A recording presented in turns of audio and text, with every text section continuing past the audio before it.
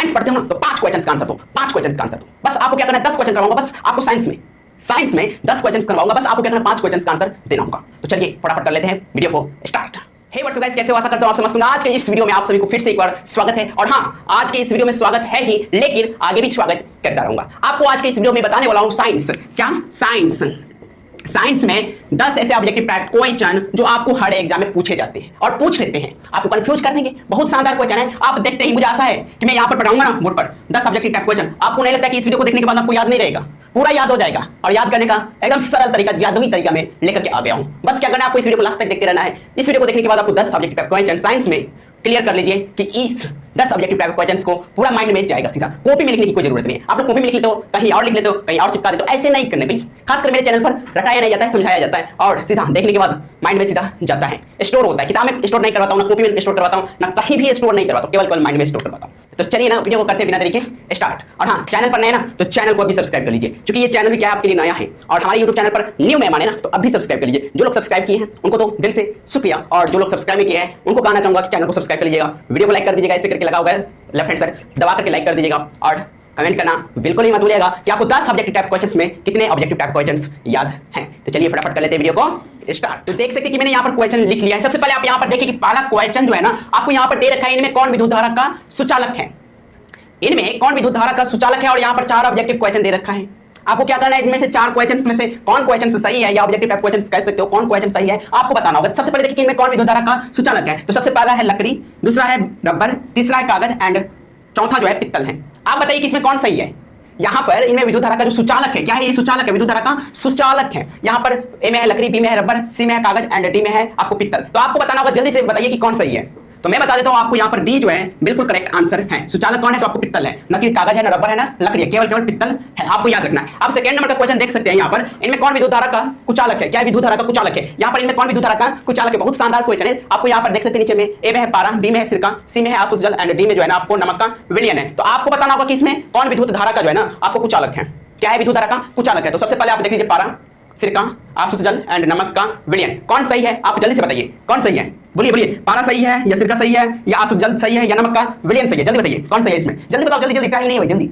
मैं बता देता हूं, यहाँ पर आपको सी जो है ना बिल्कुल राइट आंसर है। विद्युत धारा का जो है ना आपको कुचालक है, तो आपको आसुत जल हो जाएंगे। कौन हो जाएंगे, आसुत जल हो जाएंगे, ना कि यहाँ पर पारा ना होगा, ना सिरका होगा, ना नमक का विलयन होगा। भाई यहाँ पर कौन होगा सही, आपको आसुत जल हो जाएगा। किसके लिए, तो विद्युत धारा का कुचालक है, तो आपको यहाँ पर आसुत जल याद रखिएगा। चलिए अगला टाइप क्वेश्चन है, बहुत शानदार है, तो फटाफट करते हैं इसे क्लियर। तो अगला देख सकते हैं, बहुत ही धमाकेदार है। सबसे पहले आप यहाँ पर देखिए कि सबसे पहले क्या दे रखा है, आंख के बारे में दे रखा है। किसके बारे में, आंख के बारे में दे रखा है। सबसे पहले यहाँ पर देख लीजिए, सामान्य आंख के लिए स्पष्ट देखने की न्यूनतम दूरी होती है। सामान्य आंख के लिए स्पष्ट देखने की न्यूनतम दूरी होती है। हमारी जो आंख है ना, न्यूनतम दूरी कितना सेंटीमीटर या कितना मीटर तक देख सकता है। तो सबसे पहले आप यहाँ पर देखिए, सबसे पहला दे रखा है ए में अनंत, बी में आपको 100 सेंटीमीटर, सी में दे रखा है 50 सेंटीमीटर है ना, एंड डी में है 25 सेंटीमीटर। कौन सही है, आप समझ गए होंगे कि 25 सेंटीमीटर सही है ना। यहाँ पर देख लीजिए, सबसे पहले क्वेश्चन, सामान्य आंख के लिए स्पष्ट देखने की न्यूनतम दूरी होती है, न्यूनतम दूरी होती है। तो आप यहाँ पर देख लीजिए, सबसे पहला है अनंत, दूसरा है आपको 100 सेंटीमीटर, तीसरा है आपको 50 सेंटीमीटर एंड चौथा जो है ना यानी डी आपको 25 सेंटीमीटर है। तो आपको पता होगा कि 25 सेंटीमीटर न्यूनतम दूरी देखने की होती है। तो आई होप आप समझ गए होंगे, और इसका आंसर जो है ना आपको पता ही होगा, दिमाग में एकदम बैठा होगा। हाँ, स्पष्ट देखने की न्यूनतम दूरी होती है 25 सेंटीमीटर, है ना। आपको पता क्यों नहीं रहेगा भाई, आप हमसे भी चला गए ना। तो चलिए अब अगला लेते हैं, बहुत ही शानदार है, आपको इसमें फंसा देगा, बहुत ही खतरनाक क्वेश्चन समझ सकते हो। ठीक है, सबसे पहले देखिए कि सूर्य का सबसे गर्म ग्रह कौन है। सूर्य का सबसे गर्म ग्रह जो होता है ना, आपको यहाँ पर देखिए सूर्य का सबसे गर्म ग्रह, गर्म तापमान जो होता है ना, गर्म होता है ना, वो ग्रह कौन है। तो सबसे पहले आप यहाँ पर देख लीजिए, ए में है आपको प्लूटो, बी में है आपको बृहस्पति, सी में है आपको शुक्र, डी में है बुध। तो कौन है, आप बताइए फटाफट किसमें कौन हो जाएगा। सूर्य का सबसे गर्म ग्रह कौन है, सूर्य का सबसे गर्म ग्रह कौन है। तो सबसे पहले आप यहाँ पर देखिए कि यहाँ पर प्लूटो हो जाएगा, बृहस्पति हो जाएगा, शुक्र हो जाएगा, बुध हो जाएगा। कौन सही है, जल्दी बताइए। तो मैं बता देता हूँ आपको यहाँ पर कौन सही है, वो मैं बता देता हूँ। देखिए बृहस्पति जो है ना सही है, सही है ना, नहीं गलत। यहाँ पर आपको शुक्र जो होगा ना बिल्कुल करेक्ट आंसर होगा। क्या होगा, शुक्र होगा, एकदम करेक्ट आंसर। याद रखिएगा, सिंपल सा फंडा, सूर्य का सबसे गर्म ग्रह, सूर्य का सबसे गर्म ग्रह अगर कोई पूछे कौन है, तो आप ये कह दीजिएगा कि शुक्र होता है। क्या होता है, शुक्र है ना, शुक्रवार कहते हैं ना, वही शुक्र हो जाता है आपको सूर्य का सबसे गर्म ग्रह। ठीक है, आई होप आप समझ गए होंगे। तो चलिए अगला टाइप क्वेश्चन है, तो बहुत ही धमाकेदार।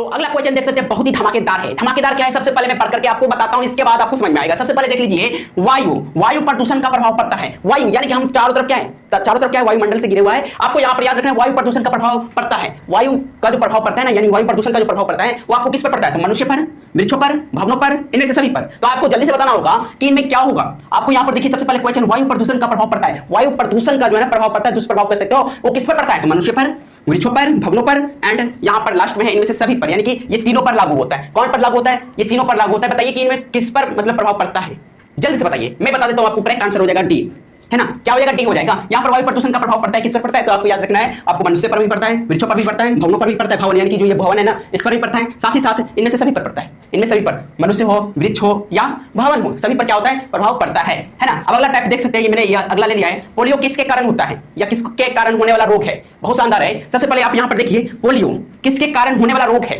रोग बा रोग। देखिए सबसे पहले बहुत ही शानदार क्या है, पोलियो किसके कारण होने वाला रोग है। तो आपको यहां पर चार ऑब्जेक्टिव टाइप क्वेश्चन दे रखा है, चार ऑप्शन दे रखा है। क्या दे रखा है, चार ऑप्शन दे रखा है। चार ऑप्शन में आपको एक ऑप्शन जो है ना बिल्कुल करेक्ट है। करेक्ट क्या है, सबसे पहले देखिए, यहां पर बैक्टीरिया होगा या प्रोटोजोआ होगा या कवक होगा या वायरस होगा।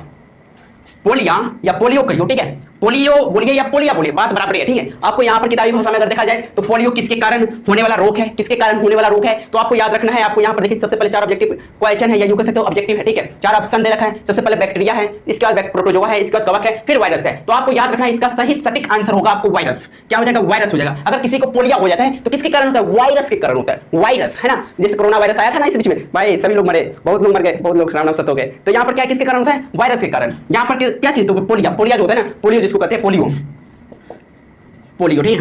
यहां पर तो देखिए, यहां पर पोलियो जो होता है ना, आपको किसके कारण होता है, वायरस के कारण ही होते हैं, है ना। इतना चीज याद रखिएगा। और ऊपर में देख सकते हैं वायु प्रदूषण का प्रभाव पड़ता है, तो सभी पर पड़ता है, मनुष्य पर पड़ता है, वृक्ष पर पड़ता है, भवन पर पड़ता है, इनमें से सभी पर पड़ता है। तो आई होप आप समझ गए होंगे। तो चलिए अगला लेते हैं, धमाकेदार, खतरनाक, जादूगर, महाकाल। तो चलिए फटाफट कर लेते हैं अगला टाइप क्वेश्चन पर बात। तो अगला टाइप क्वेश्चन देख सकते हैं, बहुत ही खतरनाक पर भी खतरनाक है भाई, बस आपको देखना है। सबसे पहले आप यहां पर पढ़ लीजिए, मैं इधर कर लेता हूं और आप यहां से पढ़ सकते हैं। सबसे पहले देखिए, खरीफ फसल का उदाहरण है। क्या खरीफ फसल का उदाहरण है, खरीफ। देखिए सबसे पहले आप यहां पर देख सकते हैं, खरीफ फसल का उदाहरण है। तो आपको यहां पर सबसे पहले दे रखा है ए बी सी डी। अब ए है सही या बी है सही या सी है सही या डी है सही। सबसे पहले पढ़ लेता हूं, गेहूं आलू, है ना, इसके बाद धान, इसके बाद चना। आपको बताना होगा कि खरीफ फसल का उदाहरण कौन है। जल्दी से बताइए, जल्दी से, टाइम नहीं है, टाइम नहीं। सो देखिए सबसे पहले यहां पर गेहूं क्या है, गेहूं सही है या आलू सही है या आपको धान सही है या चना सही है। तो मैं आपको बता दूं कि यहां पर धान जो है ना बिल्कुल सही है। खरीफ फसल का उदाहरण में अगर आपसे पूछे कि खरीफ फसल का उदाहरण क्या है, तो आप सीधा बोलिएगा धान है। क्या है, धान है। धान जो है ना आपको खरीफ फसल का उदाहरण बिल्कुल करेक्ट यहां पर आंसर देखने को मिल रहा होगा। अगर आपको खरीफ फसल और रबी फसल के बारे में और डिटेल से पढ़ना है तो लिंक डिस्क्रिप्शन में जाओ, उस वीडियो पर जाकर के आराम से देखो। तो चलिए सबसे पहले मैंने आपको ये बता दिया कि खरीफ फसल का उदाहरण क्या है, तो आपको याद रखना है धान, ठीक है। अब अगला है जंतुओं द्वारा प्राप्त खाद्य पदार्थ है। जंतुओं द्वारा, किसके द्वारा, जंतुओं द्वारा खाद्य पदार्थ है। तो सबसे पहले आप यहां पर देखिए कि दाल है या आपको शहद है या आपको फल है या चावल है। चावल जिसको हम मैथिली बोलते हैं चाउर, क्या बोलते हैं, चाउर बोलते हैं या राइस कहते हैं, है ना, इंग्लिश में, हिंदी में हम चावल बोलते हैं। तो यहां पर आपको याद रखना है कि जंतुओं द्वारा प्राप्त खाद्य पदार्थ है। खाद्य पदार्थ क्या है, जंतुओं द्वारा खाद्य पदार्थ क्या है। तो आपको यहां पर बहुत ही शानदार, यहां पर बी जो है ना बिल्कुल करेक्ट आंसर हो जाएगा, धमाकेदार।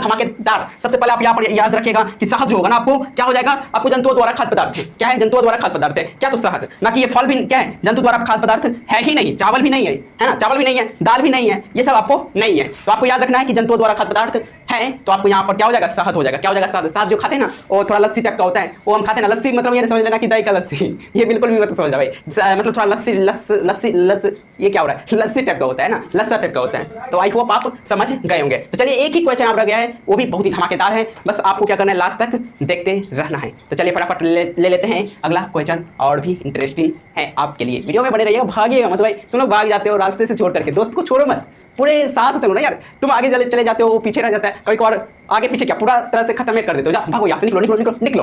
तो ऐसे नहीं करने को, लास्ट तक देखते रहिए वीडियो को। और हाँ, खासकर गोपाल बाबू स्टडी चैनल पर एकदम धमाकेदार वीडियो आते रहते हैं। तो चलिए अगला टाइप क्वेश्चन लेते हैं, शानदार। तो अगला देख सकते हैं एकदम धमाकेदार आपके लिए। सबसे पहले आपको यहाँ पर पढ़ करके बता देता हूँ, रेशेदार फसल है।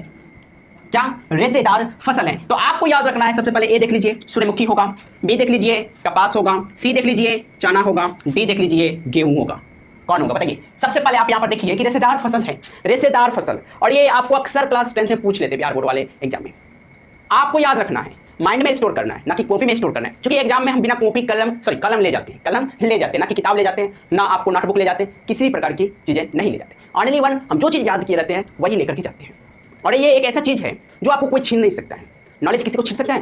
किसी को नहीं छीन सकता है और कोई नहीं छीन सकता है, कितना भी ताकतवर क्यों ना रहे वो छीन नहीं सकता है। तो आपको केवल माइंड में स्टोर करना है, ना कि कॉपी में स्टोर करना है, ना किताब में। कोई किताब जला करके फेंक देगा, कोई चोरी कर लेगा, इसीलिए आप माइंड में स्टोर करिए, कोई छीन नहीं सकता। साथे जाएगा साथे रहेगा। तो सबसे पहले आप यहां पर देख लीजिए, रेशेदार फसल है। रेशेदार फसल है, आपको पूछे कि इनमें कौन रेशेदार फसल है या रेशेदार फसल है, सिंपल सा फंड है भाई। घबरा जाते हो तुम लोग बिजली की तरह, ऐसे नहीं करने को। ऐसे करोगे जितना घबराओगे उतना क्वेश्चन आपको छूटता चला जाएगा। ऐसा होता है अक्सर, कई स्टूडेंट को होता है, मेरे साथ भी ऐसा हुआ थोड़ा बहुत। लेकिन अब जो है ना दिमाग लगाया कि नहीं घबराना नहीं, बिल्कुल भी घबराना नहीं, बस आपको उससे मुकाबला करना है, बस कुछ नहीं है। तो सबसे पहले आप यहाँ पर देख लीजिए, आपको रहेगा इनमें से रेशेदार फसल है। तो आपको यहाँ पर देखिए सूरजमुखी नहीं होगा, ना चना होगा, ना गेहूं होगा। ऑनली वन क्या हो जाएगा, कपास हो जाएगा। कपास क्या है, एक रेशेदार फसल है। क्या है, रेशेदार फसल है। तो आई होप आप समझ गए होंगे। अब तक गोपाल बाबू स्टडी चैनल को सब्सक्राइब नहीं किया हो ना, तो गोपाल बाबू स्टडी चैनल को जल्दी से लगाओ ईंटा और दबा करके चैनल को सब्सक्राइब कर लो। क्या कर लो, दबा करके चैनल को सब्सक्राइब कर लो, क्योंकि क्या मैं इंटरेस्टिंग वीडियो आपके लिए प्रोवाइड करवाती रहता हूँ। और हाँ, टाइम पर नहीं आ पाता है, इसके लिए आप सभी से सॉरी, क्योंकि मैं आपको क्या है कि